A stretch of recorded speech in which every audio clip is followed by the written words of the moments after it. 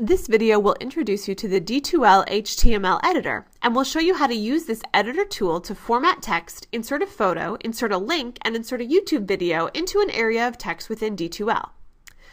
The HTML editor appears throughout D2L in many different areas, and it is available to students and instructors. Instructors can use the editor to create news items or assignments. Students can use it to create discussion board posts or submitted assignments. In all of these cases, the HTML editor functions and looks the same. Here is a basic HTML editor. Before we begin looking at specific tools in the top of the editor, I want to point out some handy icons at the bottom of the editor window, starting from the far right and moving to the left. These dots in the lower right-hand corner indicate that you can drag the HTML editor window to a larger or smaller size if you wish. This box with the arrows allows you to toggle to full screen mode and back. This magnifying glass icon allows you to preview what the content inside your HTML editor will look like within D2L. Right now it's empty. And the first icon lets you manipulate the HTML code directly if you so choose. It's an HTML source editor. Now that we've formatted our HTML editor window, we'll move on to the icons at the top of the window. Notice that we are still in the basic editor. Also, a great hint to remember is that if you hover your mouse over any of these icons, a small text pop-up will appear informing you of what that icon does. Click the first icon to check the spelling of everything you have inside the editor window. The next 8 icons should look pretty familiar to you if you've used any kind of word processing software.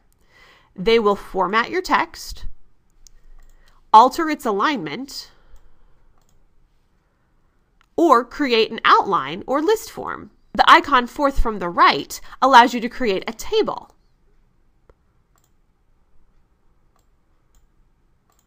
The next 3 icons are a little more D2L specific.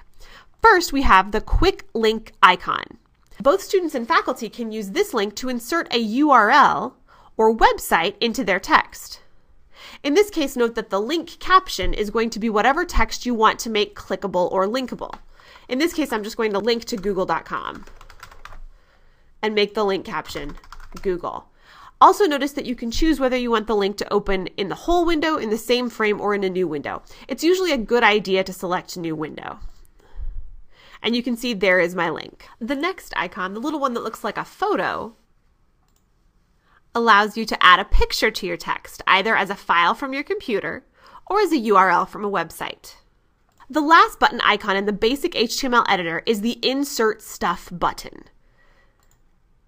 Now, faculty have more options on the screen than students do, but both can use the Insert Stuff button to include a link. It's another way to include a URL like we did on the quick links, or you can use it to insert embed code. And this is where you could post code that you get from a YouTube video, for example, if you wanted to embed a YouTube video in your course, or if you generated some sort of code from another website that you wanted to include in D2L, this is the way that you do it. But what if you want to change the font, the text size, the color, or do some more advanced formatting? Then you would switch from the basic editor to the advanced editor. When I switch to the advanced editor, notice that all of my basic buttons are still there, but they've been added to by several other options.